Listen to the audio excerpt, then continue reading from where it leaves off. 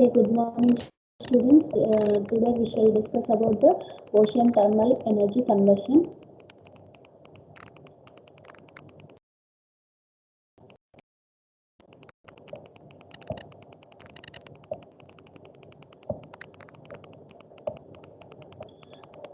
About 70% of the Earth's surface is covered by oceans, which are continuously heated by sun. Ocean thermal energy extracts this solar thermal energy from oceans. Ocean thermal energy, it is a method to produce electricity. Okay, how means that temperature difference between the warm ocean surface and cool deep ocean water to run the heat engine which is coupled to a generator. More than temperature, if it is more temperature difference, then more energy is produced. Ocean water with more than 5 degree temperature gradient, it is known as ocean thermal energy. Ocean thermal energy conversion sites are normally located with Tropic of Cancer and Tropic of Capricorn. Next is the principle of ocean thermal energy conversion. The warm water in the ocean surface is collected and pumped through the heat exchanger to heat and vaporize a working fluid, and it will develop a pressure in the secondary cycle. And the working fluid vapor expands through a heat engine coupled to an electric generator. First, warm water in the ocean surface is collected, and next it is pumped through the heat exchanger to heat, and that will heat exchanger to heat, and next vaporizer working fluid is vaporized, and it will develop a pressure in the secondary cycle. The working fluid vapor that will expand through a heat engine, which is coupled to an electrical generator. Working fluid vapor coming out of the heat engine, it is condensed back by a condenser which uses the cold deep sea water. The vapor is cooled to liquid state and it is recycled. This is known as closed cycle ocean thermal energy conversion. Next is a principle of continuation. Normally it is normally used working fluids are propane for high temperature ocean surface water, low boiling point liquid ammonia for low temperature ocean surface. These two are working fluids. And next, in open cycle ocean thermal energy conversion, warm ocean surface water is pumped into low pressure boiler to boil water and produce steam. Then the steam is used to drive a steam turbine to produce electricity. To condense steam, cold deep sea water is used. Open ocean thermal energy conversion plants, two different types in this. That is, one is a land-based power plant and second is a floating power plant. Land-based power plant, in that it will consist of building constructed on the shore. It requires laying of pipes, one pipe to collect warm ocean water, second pipe lay down on the slope deep into the ocean to collect a cold water. You can observe, I think, in next slide I have mentioned that land-based power plant. Here, one pipe is used to collect a warm ocean water, and second pipe is lay down on the slope deep into the sea. If you see the figure, you will understand. This is a water discharge and this is a condenser and this turbine pump. Okay, one pipe they used for the collect warm ocean surface water through screened enclosure near the shore. Okay, here cold water is this is a one pipe and another pipe is this one. Okay, one is used for warm seawater and another one is cold seawater. Okay, another long pipe lay down on the slope deep into the ocean to collect the cold water. Okay, So, third pipe is used as an outlet to discharge the used water again to deep down ocean. If you, this is another pipe used to water discharge. This is a land-based ocean thermal energy conversion type. Okay, this land-based OTEC plant has the advantage of savings on electrical transmission line and connectivity to electrical power grid. Next is a floating power plant. This is built on ship platform. Same principle as we used for the land-based power plant. Cost savings on piping, but electricity transmission is difficult. In that, electricity transmission is transmission line and connectivity to electrical power grid has the advantage. But here the cost savings on piping, but electricity transmission is little difficult in this case. Here floating power plant is built on a ship platform. We exactly where requirement temperature gradient sufficient for plant is available. The principle is here ocean thermal energy conversion is same as that we have same as the principal land-based power plant. And the floating type are considered for the production of fuels such as hydrogen and on the platform itself by the electrolysis of water. And next is a basic that is a Rankine cycle. In this basic Rankine cycle consists of the following: an evaporator, turbine expander, condenser, pump, working fluid. In working fluid, steam and organic. First, the selection of working fluids. How we will select the that is a working fluids. Okay, one by one we shall discuss about that.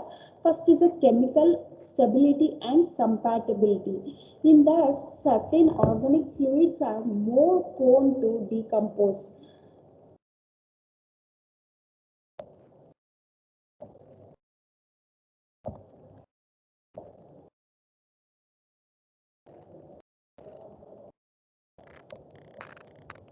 First is a chemical stability and compatibility. In that, first certain organic fluids are more prone to decompose when subjected to high pressure and temperature, which results in a material corrosion of different parts of plant's explosion. Here, chemical stability and compatibility. The working fluid should be chemically stable and it should be compatible with materials and structures of ocean thermal energy plants. Okay, because it should not some chemical organic fluids may become decompose when subjected to high pressure or temperature. That results in a material corrosion of different parts of plants. Okay, because it may be steel like that. Okay, iron like that. So next is a heat transfer coefficient. Chemically it should be stable and it should be compatible with the materials and also structures of OTEC plants. Next is a heat transfer coefficient. Here low thermal resistance of working fluid will improve the heat transfer. Low thermal resistance. If the selection of working fluid should be low thermal resistance, then it will improve the heat transfer. Next is a high flash point to reduce the flammability. That is a working fluid should be high flash point so that it will reduce a flammability. Next is a low specific heat to reduce the load on the condenser. Specific heat, it should be low because to reduce the load on the condenser. Next is a safety.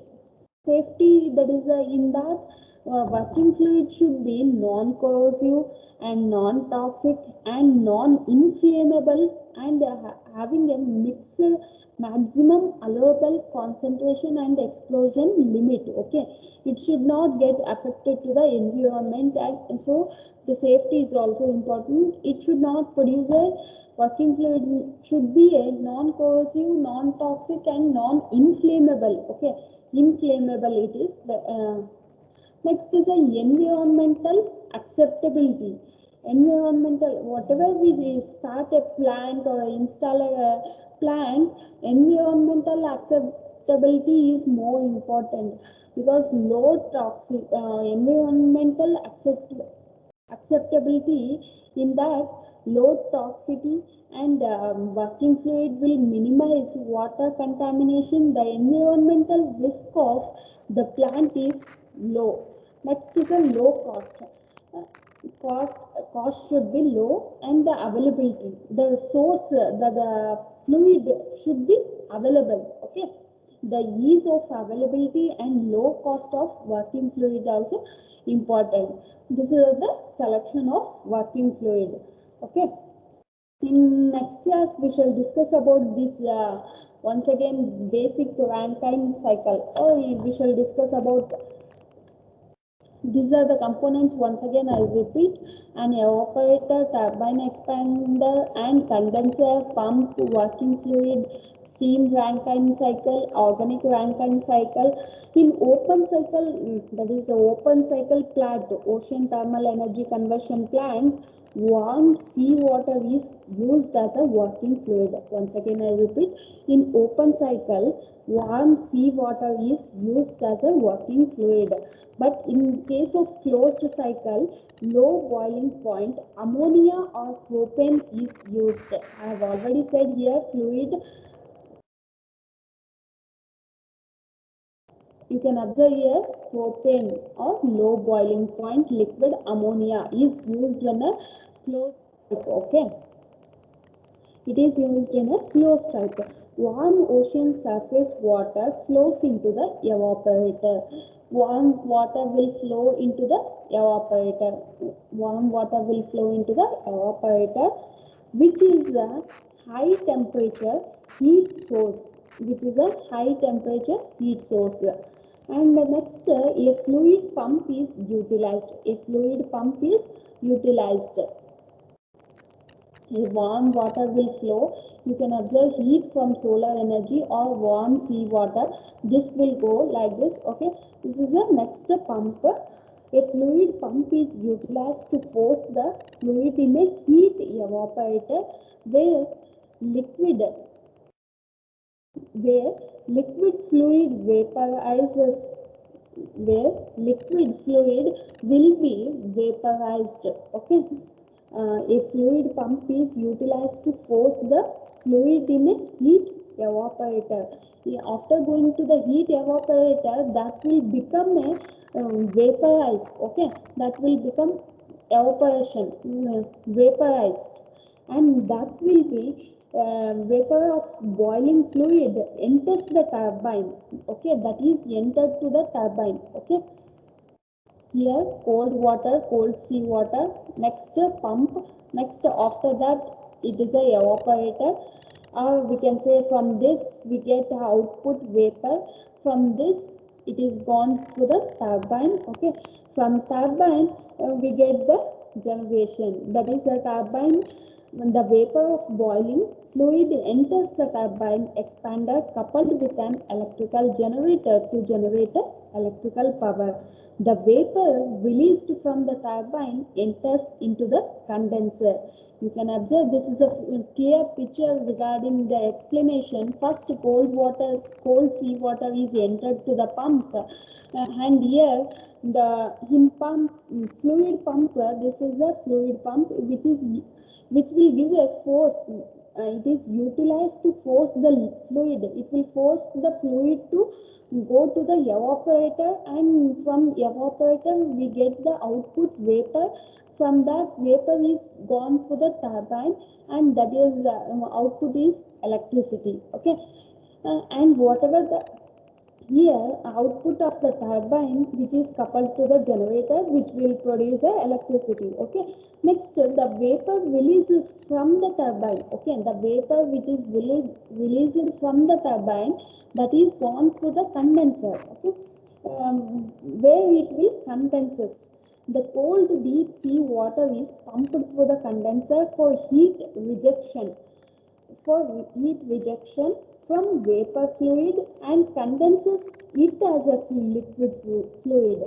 Here, if you observe the figure, heat rejection and condenser, whatever the turbine output, we get the vapor. Okay, that is gone through the condenser. After going to the condenser, it will condenses and cold deep sea water is pumped through the condenser. Sea water is pumped through the condenser for heat rejection. Okay, for heat rejection from vapor fluid and condenses it as a liquid fluid. Okay, it will convert. Okay, uh, for from vapor fluid and condenses it has a liquid fluid. The liquid fluid is again pumped through the evaporator and cycle repeats. This process will repeat. Okay, whatever the vapor we get from the turbine, that is some process. After some process, it will get back to the normal. Okay, it will convert into the water. Okay, it will convert into a liquid form. Vapor will convert into a liquid form. Okay, that liquid will pass it through the pump and next evaporator and next turbine. This process will continue. Okay, as the temperature difference between high and low temperature ends is large enough, the cycle will continue to operate and generate power. This is about the basic Rankine cycle. Okay. We have discussed about selection of working fluids, and also we have discussed about this basic Rankine cycle and also floating power plant, land-based ocean thermal energy conversion, and also we have discussed about principle of OTEC. In next class, we shall discuss about the open cycle in detail, and we shall discuss about the working also and closed cycle. Okay.